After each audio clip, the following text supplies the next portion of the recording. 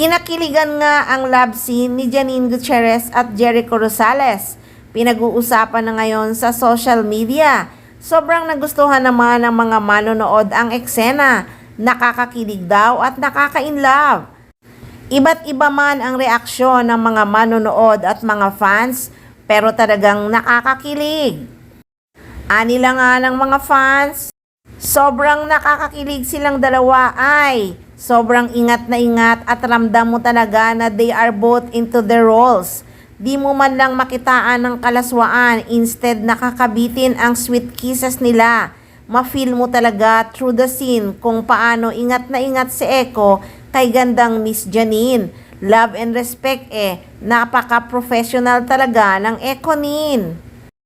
Ingat na ingat si Janine at Jericho, yung lips to lips nila mild. Ganti lang pati si Jericho, magalang.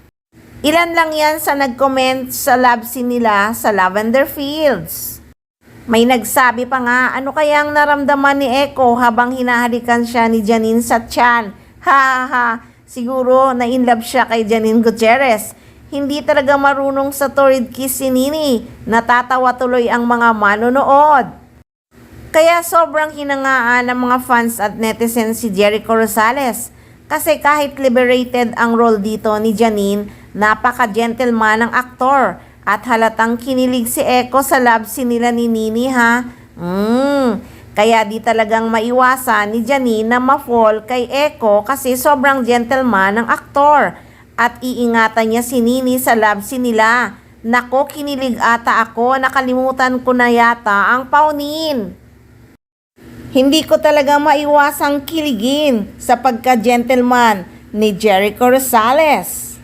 Basta, super ganda talaga ng story ng Lavender Fields at ang gagaling talaga ng mga artistang gumaganap dito. Biro mo naman, Jody Santa Maria, ang Diamond Star na si Maricel Soriano, Albert Martinez, Edu Manzano, at Julina Magdangal, at marami pang iba. Of course, Jericho Rosales at Janine Gutierrez.